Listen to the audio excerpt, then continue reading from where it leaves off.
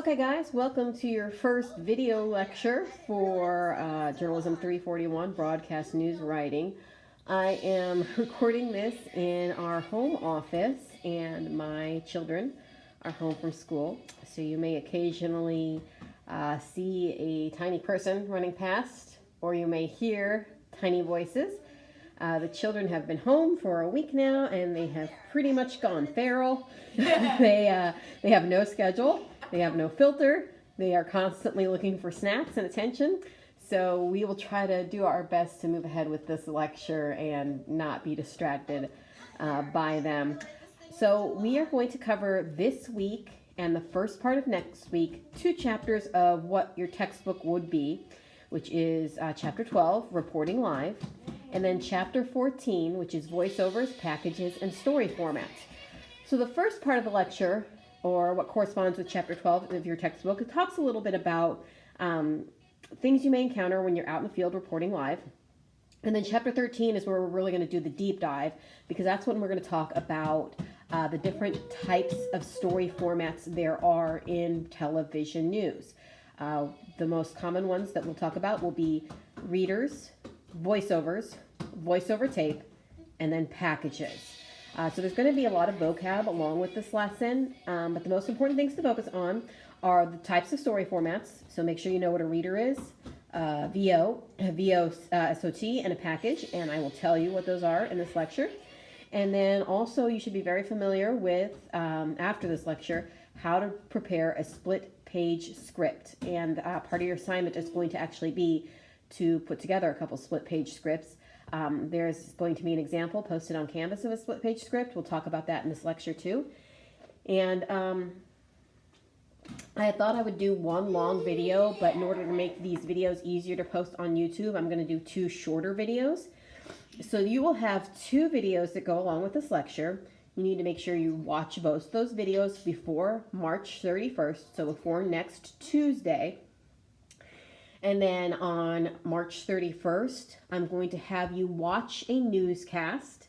I'm going to give you a link to watch a newscast. And then we're going to have just a short check-in assignment asking you questions about that newscast to see if you indeed watched it and understand the elements that were at play there.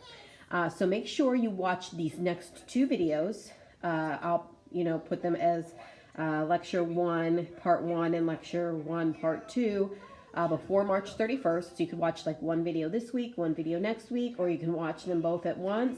Doesn't matter to me. Just make sure you do watch both of them. And then I will also post a video explaining the assignment. And then next week on March 31st, I'll post a short video telling you about the newscast I want you to watch and what I want you to look out for. So there'll be lots of videos for you to go over, but you don't have to do them in real time. You can kind of do them at your own pace. Okay, so first we're going to talk about reporting live, which is, again, Chapter 12 of your book.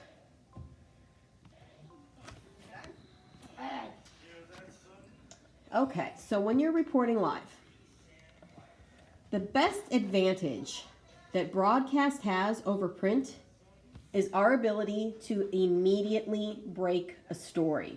If a newspaper is going to tell a story, they got to print it, they got to run the newspaper. It takes time, and usually newspapers only come out once a day. With broadcast, both radio and television, as soon as we know something, we can go on the air with the information that we have. Radio news stations usually have news at the top of every hour, if not both the top and bottom of every hour. Television news usually has a newscast in the morning. They usually have a noon newscast, and of course they have a 5 p.m., a 6 p.m., and a 10 p.m. But they also have several teasers that they air throughout the day, letting people know about stories that they broke that are coming up. They put everything online, and a lot of times there's a race to be the first online, even among newspapers.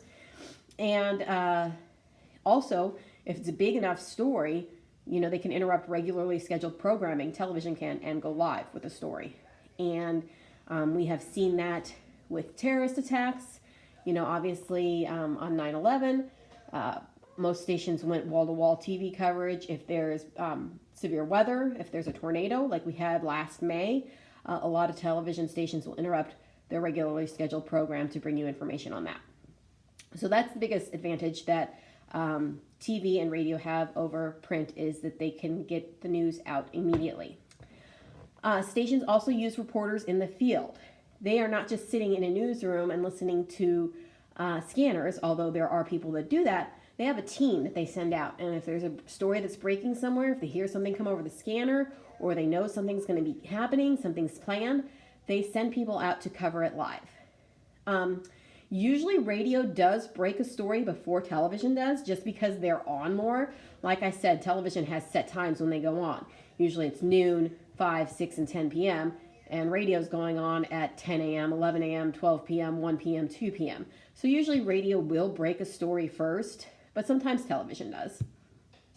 And if you're going to do a live shot, if you are going to roll the news van out and raise the satellite dish and go through the trouble and the expense of having a live shot, having a reporter live at the scene and bringing you live footage, you should have a reason.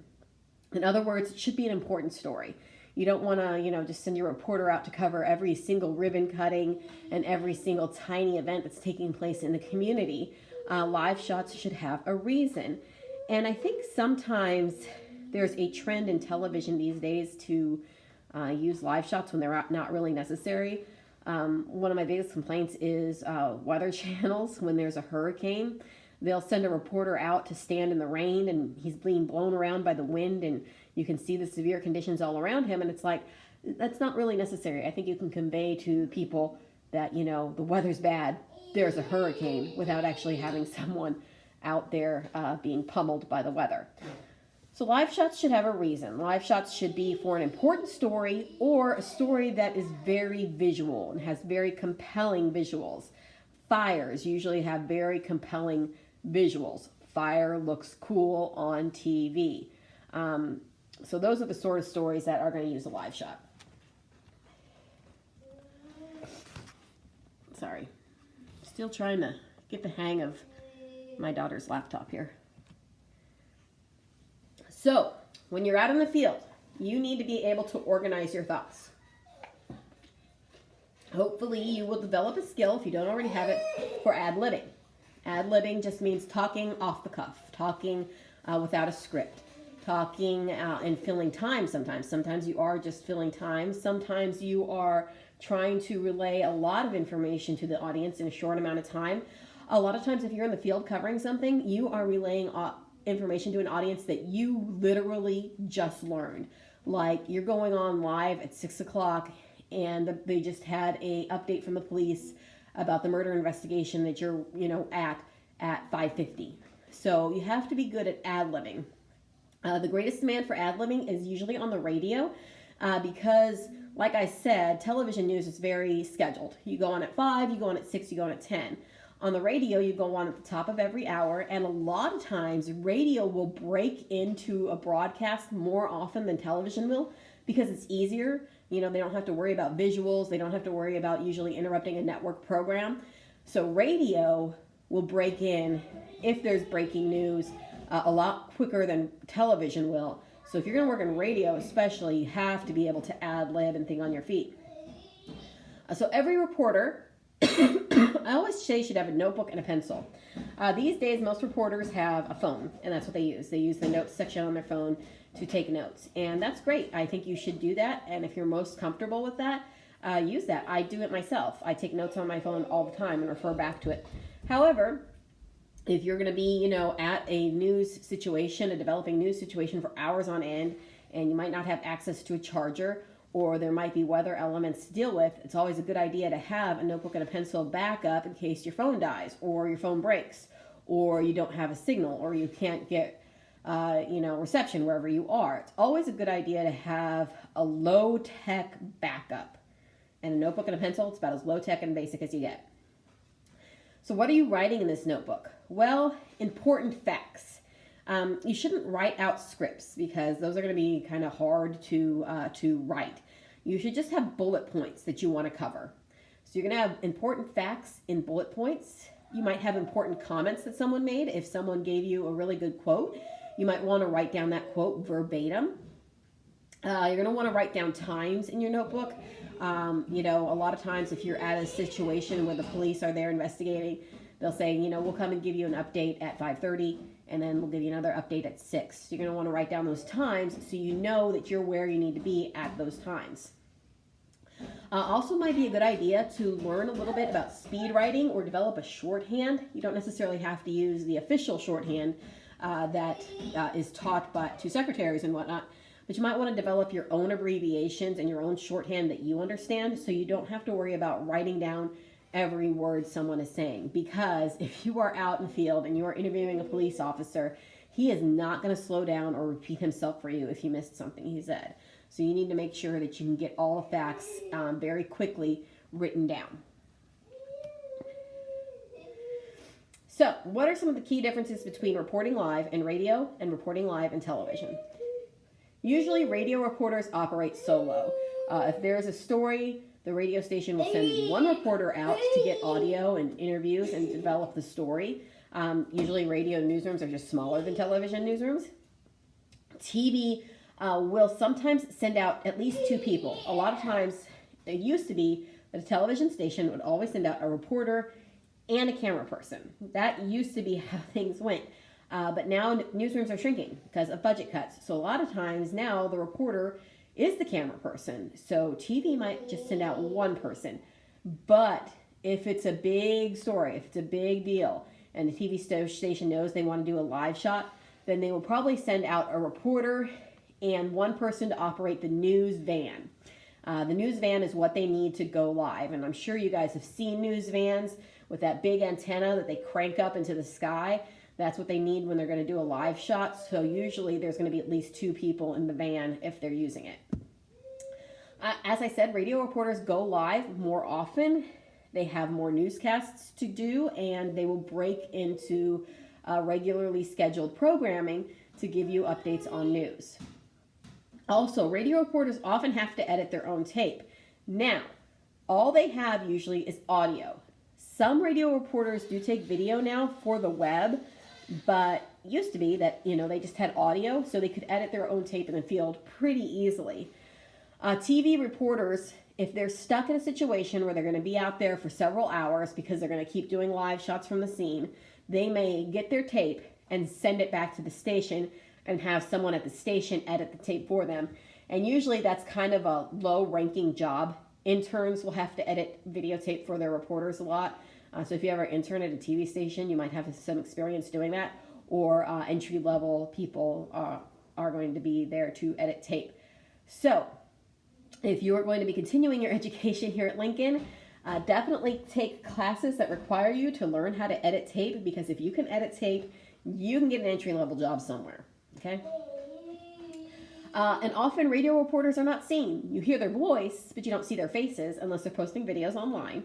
But TV reporters are on camera, so they have to look presentable at all times. So ad-libbing. Ad-libbing is speaking without a script. It's a skill you need to develop if you're going to be reporting live. I reported live a lot. I worked at a radio station that was a news-focused station. We did breaking news all the time. We covered severe weather. And I learned how to basically arrive at a scene of a story, get some information, and immediately turn around and ad-lib a report of just what I've been told. It requires you to have an excellent memory to remember the details that you were given.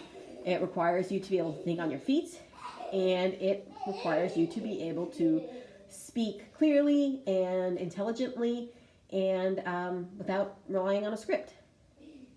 You need to be prepared for questions if you're doing a live report. I'm sure you guys have seen it. The anchors are back at the newsroom and they're saying, and now we're going to go to Gloria Inlow, who's live at the scene. Gloria, tell us what's going on. And then I'm telling them, the situation that I know.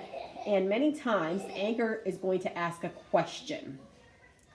Hopefully it's a question that I have the answer to. And hopefully it's not a question that's from out of left field.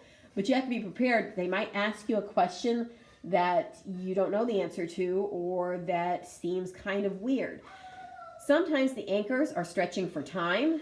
Sometimes they are just generally wanting to know the information. So you got to be prepared for those questions. You should have keywords and phrases in your head that you're going to rely on to use. You can even write those keywords and phrases down on a piece of paper.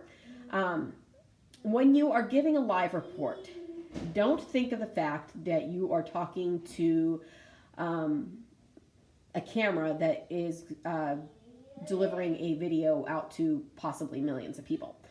Think of talking to one person. Like if your colleague showed up at the scene and you were telling them what you knew, that's what you should be telling the camera. So think of talking to one person. Don't try to sound perfect, okay? The audience knows that you're live at the scene, that you haven't had a whole lot of time to prepare, that you are bringing them urgent and new information that you haven't had time to script and be perfect on. You don't want to try to sound like you are a machine that's just reading a piece of paper. That's really boring. Reading is really boring for someone to listen to. You know, when you are talking to your friends, you don't read them a script that you've prepared. You're just talking to them, so you're engaging them. So that's what you want to sound like you're talking to your friends. And even though you're ad-libbing, it's important that you don't speculate. Tell the audience what you know, but not what you think or what the rumors are, because that's how misinformation gets spread. With this COVID-19, we have seen all kinds of misinformation being spread online, and often it's because someone is speculating about something and they don't actually have any basis for that. So don't speculate, don't guess, just tell the audience what it is you do know. The challenges of ENG. ENG stands for electronic news gathering. Okay. The challenges of electronic news gathering. This is both radio and television. First of all, the pressure is on. A lot of times you are sent out at a story that you had no idea was going to happen. Okay. Some things you go out to are planned. Sometimes you know there's going to be a press conference. Sometimes you know the president is going to be giving a speech. Sometimes you know a murder suspect is going to be appearing in court. But a lot of times you go to work and you don't know that you're going to cover a fire that day. You don't know that you're going to cover a fatal car wreck. And you don't know that you're going to cover a shooting. But suddenly you're there and the pressure is on. You're trying to get a lot of information. Sometimes the scene is chaotic. Sometimes you don't have a lot of time. You know, it's 5:30 and they sent you out to cover the story and they want you to have a report ready at 6. So the pressure is on. Sometimes you get somewhere and you just don't have a lot of information. There are some police departments and officials that are very good about talking to the press and want to keep the press informed and use the press to their advantage. You know, if they're looking for a murder suspect, they want to tell the press, you know, what the murder suspect looks like and where he might be and what people should be on the lookout for. But sometimes police officers or officials don't really care about the press and don't want to have to talk to them. And so you're their last concern, and so you might be there a while before you get any information. The background can be distracting. Like I said, things can be chaotic. There can be lights, there can be sirens, there can be a lot of noise. So there's a distracting background. But despite all that, you must remain accurate. Again, just tell the audience what you know and what you have been told, not what you think. So you have to remain accurate, and you must attribute.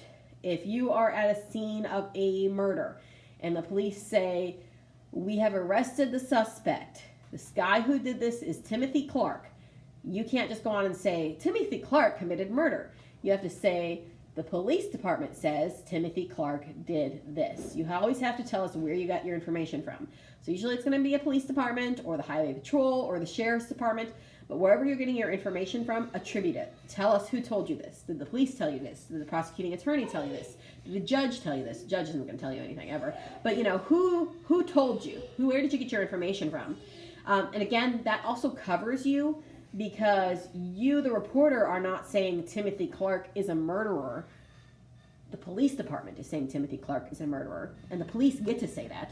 But you as a reporter don't get to say that. You get to tell us who's telling you this information. Keeping cool under pressure. Sometimes you will have technical problems in the field. Sometimes, hopefully, it's something simple, like your tape recorder ran out of batteries, or you ran out of space on a chip that you're using, and you have backups, and so you're prepared for that. Sometimes your equipment stops working and you don't know why. Sometimes, especially if you're doing a live shot with the van, there's all kinds of technical things that can go wrong. So just keep it cool.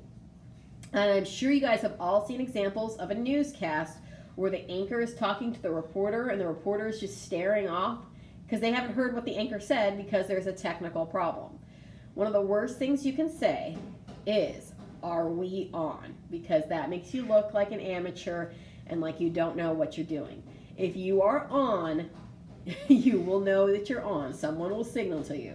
So don't be asking technical type questions on the air. Don't dwell on or point out mistakes. If you stumble over a word or you mispronounce something, don't point it out, don't dwell on it, don't repeat it, just go on, okay? Just pretend like nothing ever happened. Memorizing and delivering. So, memorizing anything longer than 20 seconds is pretty tough, especially if you are, having to get a report out really quickly. So I would recommend that you really not try to memorize like a script verbatim in your head. Just try to memorize the key points, and then the rest of the script is something you are going to have to ad-lib. If you are at the scene of something, don't just stand there and have the background going on behind you. Show the people what is happening. You may actually have to step out of frame and just show the live video of what's happening to the audience. So don't stand there like a mannequin. Be active, walk around, get different angles. You might point out specific things to an audience by walking and pointing out to certain things that they need to look at and be paying attention to. So you're not going to memorize lines and lines of dialogue. What you're going to remember is those bullet points of information. It's fine to have notes in your hand, but don't be married to them. You don't want to be staring at your piece of paper and just reading to the audience. That's really amateurish. You should be looking at the camera as often as possible, glance down at your notes briefly to refresh your memory, and then go back to the camera. When you're talking to the camera, you're going to want to use what's called the dining table solution. The dining table solution means you are telling the story in a conversational sense as if you were talking to your family around the dining table. So like when you guys sit down to dinner and you're talking about, oh, what happened to you today? That's when you tell them the story of, this horrible homicide that happened, or this fatal fire that killed a bunch of people, or this car wreck that you went to.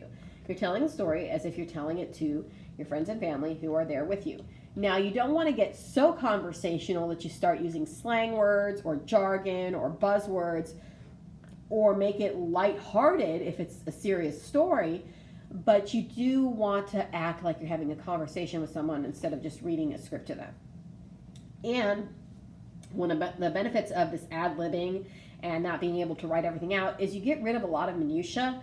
Your story isn't going to be super long because you don't have a lot to say, you don't have a lot that you remember, and so it really kind of boils the story down to the nuts and bolts. Voiceovers from the field. So sometimes you will hear the anchor talking, and while they're talking, while they're reading a story to you, there's video footage playing. And a lot of times, hopefully, the video footage matches up with what the anchor is saying.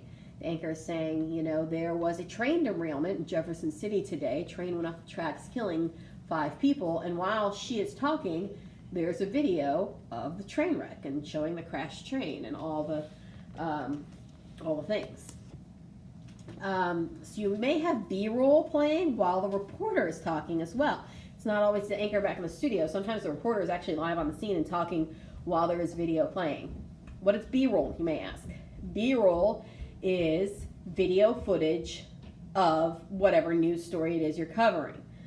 So if you're covering a train derailment, your B-roll will include shots of the train, shots of maybe luggage strewn about a field, shots of victims laying under sheets, shots of victims walking around with injuries. So different shots that you would need. If you're covering a court trial, your B-roll would include maybe a video footage from in the courtroom, including the judge and the defendant at his table talking to his lawyer and the person who's on the stand. It might include shots of the courthouse itself. Okay. There are some technical challenges when you do a voiceover from the field. Like I said, there can be equipment failures. Sometimes it's hard to get a signal. Sometimes it's hard to connect. Sometimes there's just technical challenges you can't overcome. So you have to be ready for those. Some of those technical challenges. There's a communication chain when you go out and cover something. You're in the field. When you are sent to cover a story, if it is not in the newsroom, that is considered being in the field. And you are communicating from the field back to the newsroom. You might be talking to an anchor who's actually live on the air giving the news. You might be talking to the news director because it's a few minutes before they have to go on and he needs to know the information. You may be talking to an assignment editor. You might be talking to a producer. But there has to be communication from the field back to the newsroom. Some of the things that might need to go from the field to the newsroom would be video from that field. That B-roll we talked about, which B-roll, think of B as kind of being for background. Those are the shots that you're going to need. Other video from the field could include interviews that you did with officials there live on the scene. There's also audio from the field. Usually you only have one mic, so you have the audio you might have might be, like I said, those interviews from people you talk to at the field. There also might be what's called NAT sound, N-A-T sound, NAT sound, which is short for natural sound. You might want to have sound of sirens going off. If there's a fire, you may want that crackle that the sound that the fire makes. So you might have some natural sound in the background. There's a couple different ways you can get that audio and video back to the newsroom. One is you can use an open engineering phone line. So when you have a news station, generally they have a dozen phone lines, dozen different phone numbers that you could call to get through. They have, the listener line that listeners call into to request songs or give you information. They have, the number to the assignment editor's desk and the news director's desk. But a lot of times there's what's called an engineering phone line, and that means that line is supposed to remain open as often as possible. So if you can't get through on any other line, you're going to call that engineering phone line. You also might have what's called an IFB, an interrupted feedback line. An interrupted feedback line returns audio from the studio. And so a lot of times, if you're going out and you're covering something, they'll tell you, we have an IFB.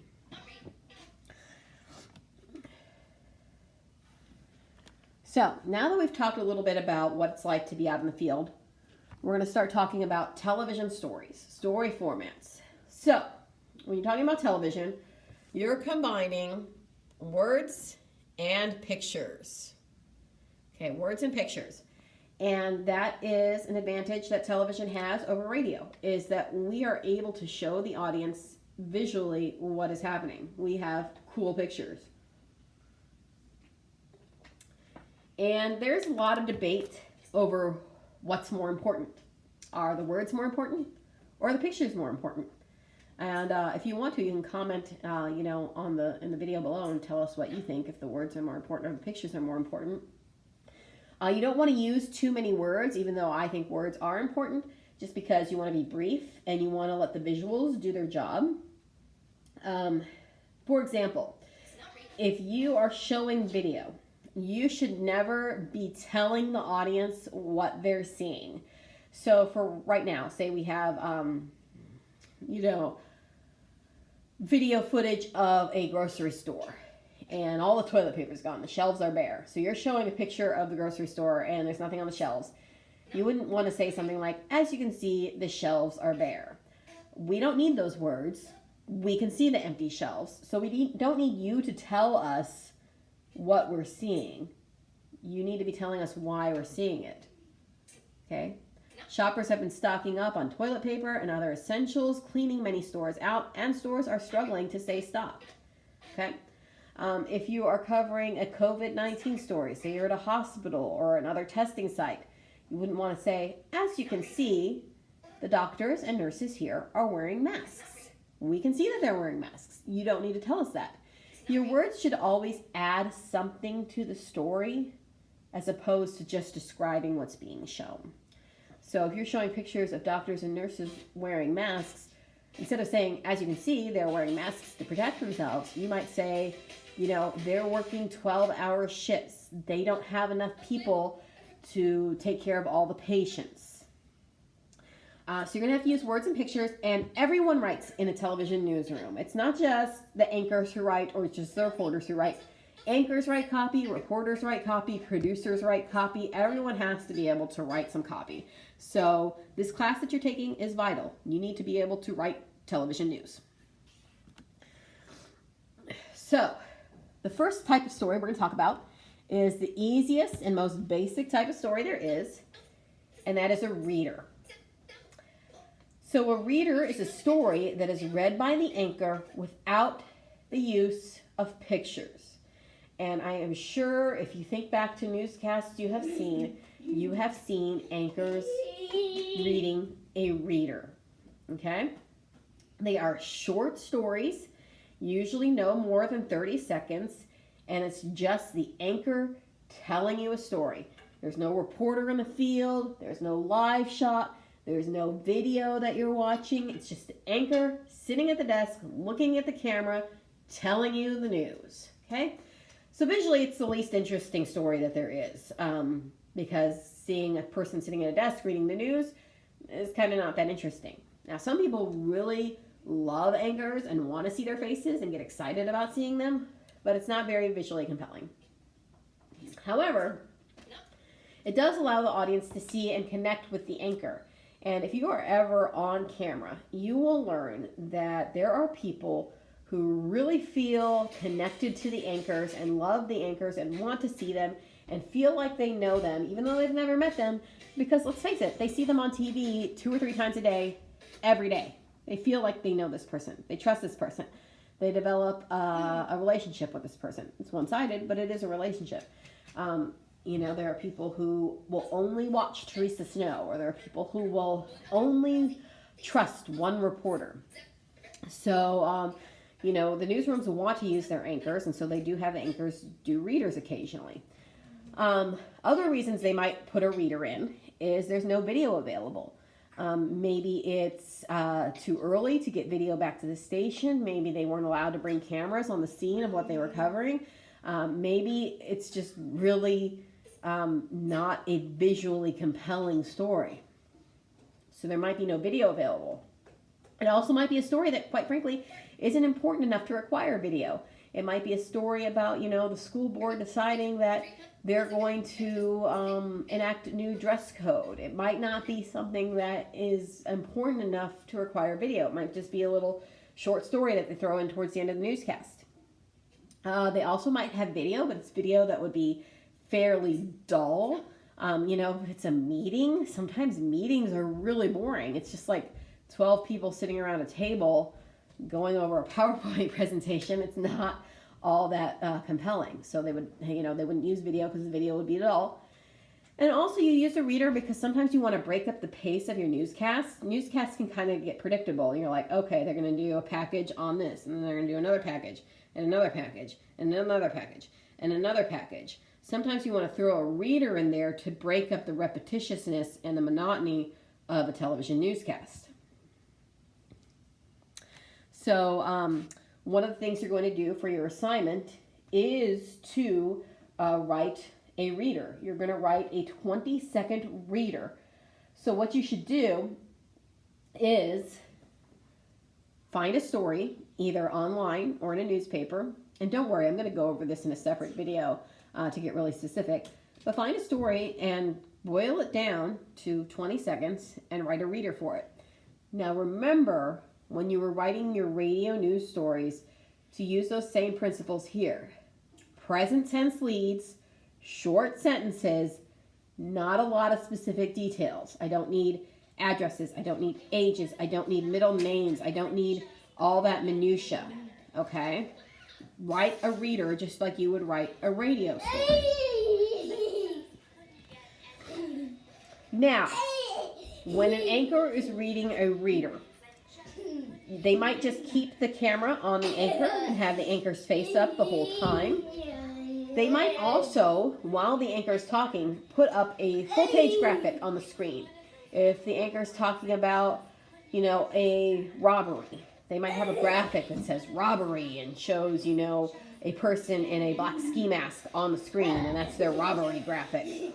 Or they might do what's called an OTS. OTS means over the shoulder. That's where over the anchor's shoulder, there's a little box, and it has either a graphic or a picture in it. Okay? Readers are great because you can drop them if you're not going to use them, if you're running out of time in your newscast, or you can add more. Okay? You can write them up really quick and use them to fill some time. That's that pad copy we talked about the first part of the semester. Extra stories that you have in case you need to fill time. So, when you're writing for television, you're combining the words and pictures. You don't necessarily need a lot of words. Again, don't tell viewers what they're seeing. Okay? So here's an example of a story. So let's say you're going to a family festival and it's in the park. Okay? And you've got some video of people walking around on the playground. You see video of 2 kids going up and down on the teeter-totter. You might see a couple of kids on swings. You might see parents watching their kids and smiling as they see them play. So you've got all these different pictures, and the audience can see exactly what you're seeing. So let's say you decide to say something like this. Saturday in the park brought out dozens of people.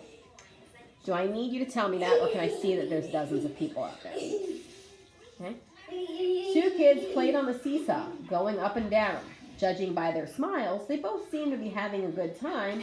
Even their parents were happy to be there. Okay, so what you have done is wasted a bunch of words and read some really boring copy. I don't need you to tell me that kids are going up and down on seesaw if I can see that they're going up and down on seesaw. I don't need you to tell me that they have smiling faces because I can see that they're smiling. I can see that their parents are smiling. So don't tell me that story. Instead, what you should do is use the touch and go principle. The touch and go principle means you are tying together video and narration. So your video is establishing where you are. The video is showing us we're at the park. Okay? Then any narration advances the story while the video maintains the storyline. So the narration is very important because the narration is the story and the video is just keeping the audience tied to that park. So the video keeps playing and we keep seeing park shots until the audience knows we're still at the park. We're still talking about the park, but they're listening to what the anchor says. So instead of telling us, about the teeter-totters and the kids' smiling faces, we say something more like this.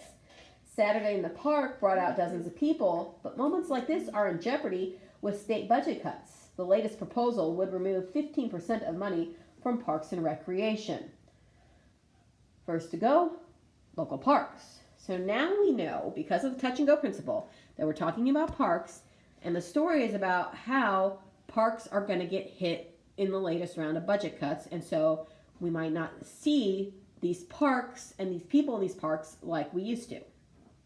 Okay? So you touch the first video in the sequence. It's the park. We know it's the park. You're telling us it's the park. Maybe you tell us which park it is. Then you go into a solid narration that expands the story.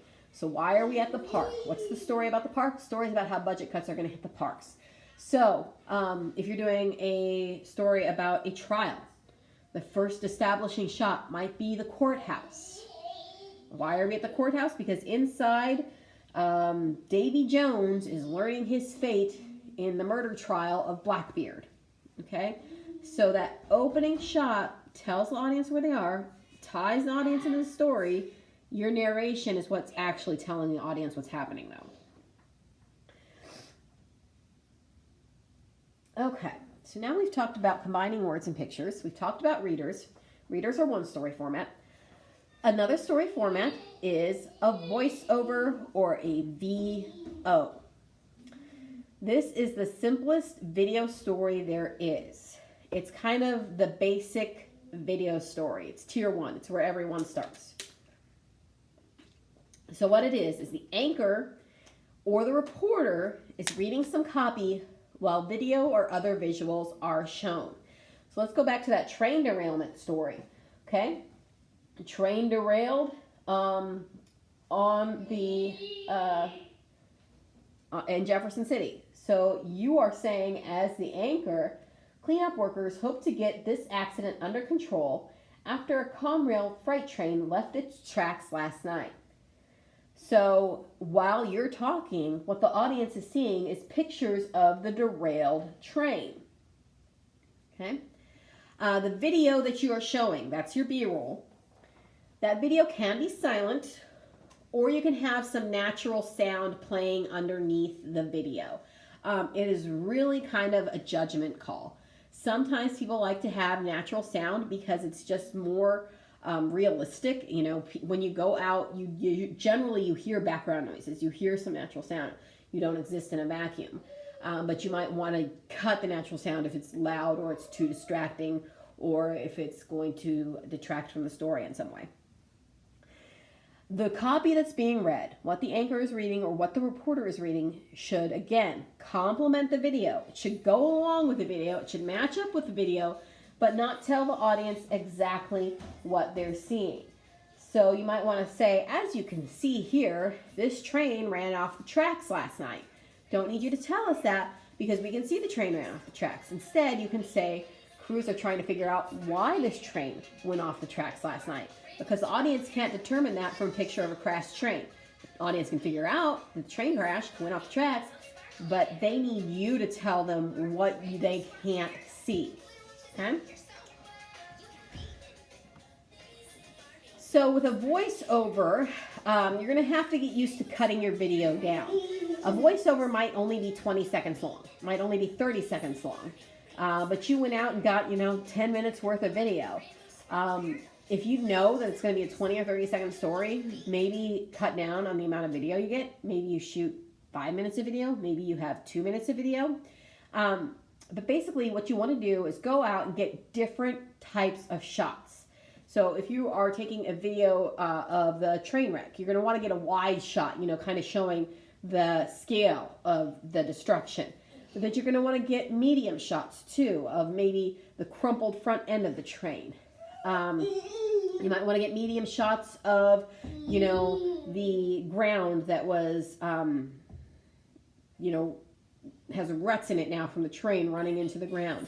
And then you might want to get close-ups of passengers or people that were injured, or close-ups of the damage. You're going to want to get several different shots, wide shots, medium shots, and close-up shots from different angles. And what you're going to do is you're going to get, you're going to use maybe a 5-second wide shot, and then a 10-second medium shot, and then a 5-second close-up, and you're going to combine all those together into one 20-second video. It's not just going to be 20 seconds of a static shot. That's boring. What you have to do is get different angles and get different types of shots. So scripting the voiceover. Usually a voiceover is going to be about 20 to 30 seconds long.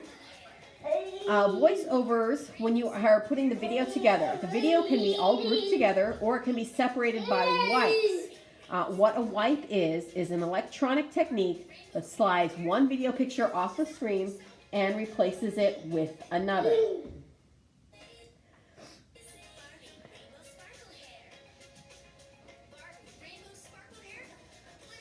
So you have the video of your story playing and your video's going, and then the anchor goes on to the next story, and that video just wipes off the screen and is replaced by another video for another story. Okay? So usually you want to figure out what kind of video do you need to go with your voiceover. So for your assignment, I asked you to write a reader, right? Now I want you to make that a voiceover. So when doing that, you have to figure out, well, what kind of video do I need? Now in this case, you're not actually going out and doing the story. You're just imagining the story in your head. So the great thing is, you can imagine you're getting any kind of video you want. If you're doing a story about someone that died, you can imagine that you're getting a video of the person's mom showing you around the room. You can imagine that you're getting, shots of the fire as it's raging out of control. You can let your imagination run away with you and imagine what kind of video do you need to go along with the story.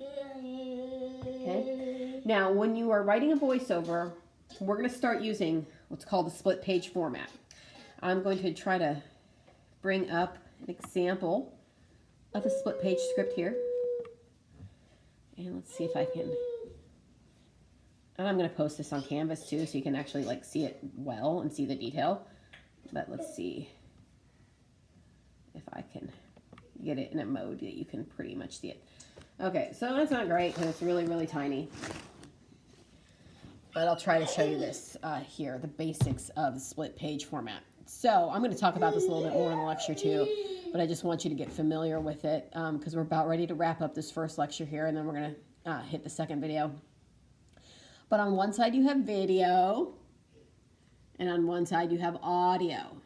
Now the audio is actually kind of where you write the story. It's where you write the copy that you're going to say and the sound bites that you're going to use. But over on the left is video cues. It's going to tell you what the video is showing. And this is really for your tech department's benefit.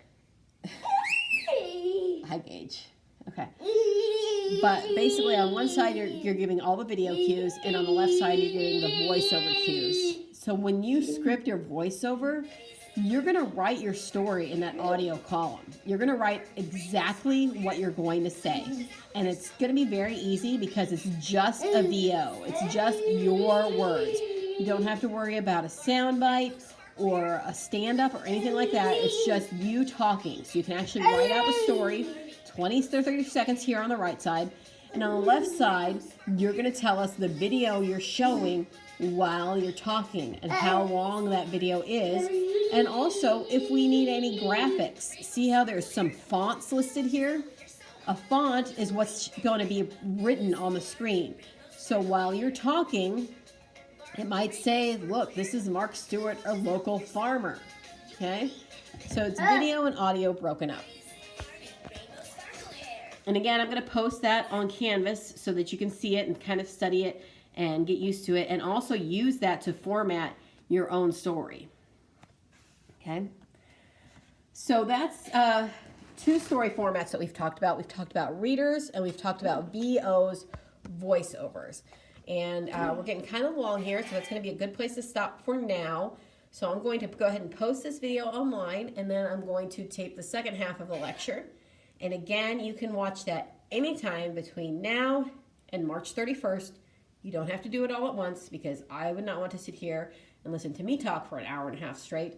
But if you're kind that likes to get things done, you're more than welcome to go ahead and watch the next video, which will be posted in Canvas. Thanks.